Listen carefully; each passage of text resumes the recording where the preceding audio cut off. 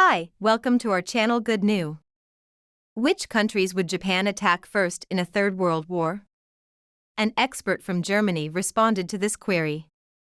He thinks that China, Australia, and the United States may all be targets of an assault by Japan. Why are these three nations? The first two world wars, as we all know, were the most horrible catastrophes that humanity has ever faced and caused tremendous suffering to people all over the world. Even now, the suffering caused by the conflict is still very real. As a result, we value the peace that has been so hard gained. It appears that not all nations share this viewpoint, though. Which countries would Japan attack first in a Third World War? An expert from Germany responded to this query. He thinks that China, Australia, and the United States may all be targets of an assault by Japan. Why are these three nations? The first two world wars, as we all know, were the most horrible catastrophes that humanity has ever faced and caused tremendous suffering to people all over the world. Even now, the suffering caused by the conflict is still very real. As a result, we value the peace that has been so hard gained. It appears that not all nations share this viewpoint, though. For today's video, let's look at the initial reasons Japan might attack China, the US, and Australia if World War III broke out. Why would Japan strike China in the first place? Japan's desire to invade China is actually motivated by the fact that its land is so small, only 370,000 square kilometers in total. Japan is also situated along the Pacific volcanic belt. Since ancient times, Japan has yearned for a location that would be suited for long-term habitation. China is without a doubt their first pick due to its large landmass and wealth of resources. Japan has been assaulting Chinese coastal regions like Fujian and Guangdong since the Ming Dynasty, and locals there refer to them as Japanese pirates. The Qing dynasty's Kangxi period contains records reflecting China's assessment of Japan. Its main message is that Japan is the most erratic country. They are unaware of the generosity that exists in the world. Force is the only way to terrify them, thus we should never be kind to them. The comment exemplifies the erratic, unappreciative national character of Japan. This conclusion has been amply supported by the subsequent Sino-Japanese naval conflict as well as the 14-year anti-Japanese war. The anti-Japanese war was the worst conflict China has ever known. Only 8 of China's provinces were left vacant throughout this conflict, which resulted in up to 35 million deaths there. Even more atrocities were committed in China by the Japanese forces. They started a war to enslave China and commit genocide, as well as to pillage and kill people in a crazed and brutal manner. But Japan again conspired with the US after World War II. They have continued to revise domestic textbooks in an effort to obfuscate historical truths. They have refused to acknowledge all crimes committed in China in recent years, including the inhumane Nanjing massacre and the Comfort Women incident, and their national leaders have frequently visited the Yasukuni Shrine, demonstrating that their aspirations have not faded. So why would Japan attack Australia if not China? Well, a lot of people might not be aware of the brutal conflict between Japan and Australia. Australia and Japan began a vain battle once the Pacific War in World War II broke out. Japan won the war because they captured 15,000 Australian soldiers in addition to sinking the British Royal warship.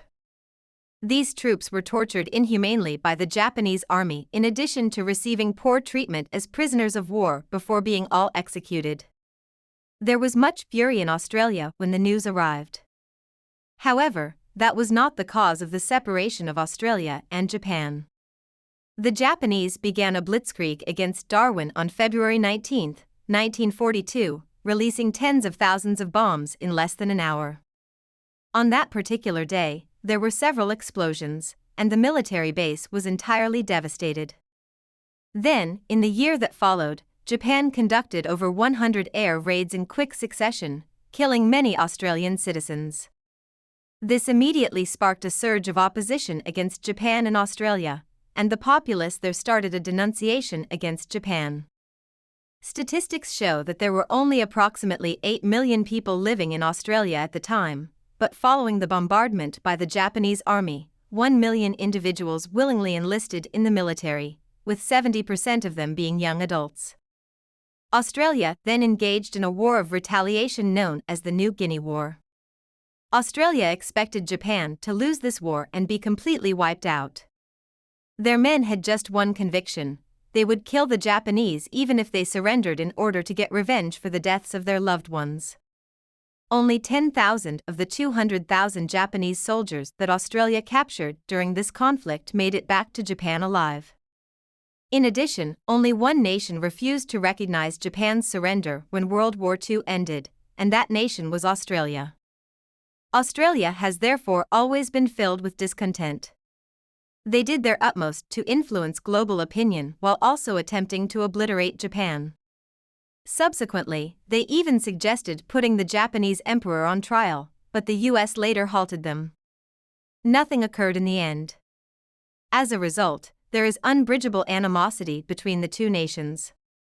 In many people's perceptions, the United States ought to be the response that they least anticipated. What would prompt Japan to attack America? The United States is really Japan's attack's most likely target. Currently, Japan lacks a domestic defense sector and imports all of its expensive weaponry from the United States.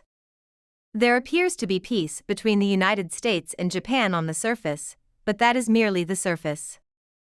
Japan is currently a formal ally of the United States, but in reality, it has long since turned into a military outpost.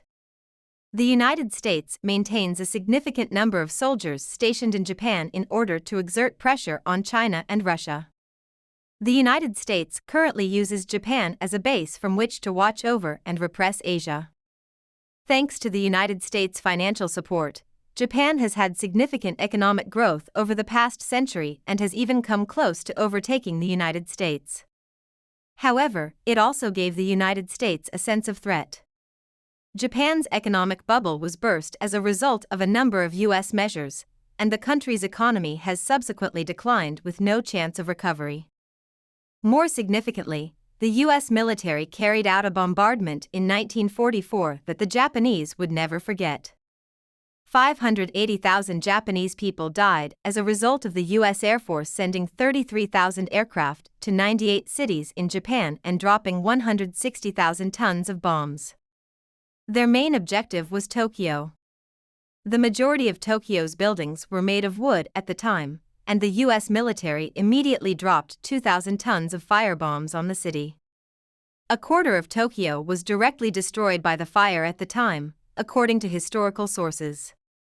Even the surrounding river cooked and dried up over the course of the fire, which raged for many days. Japan has long loathed the United States, despite the fact that it currently bows to it. Moreover, Japan has a great chance during the Third World War.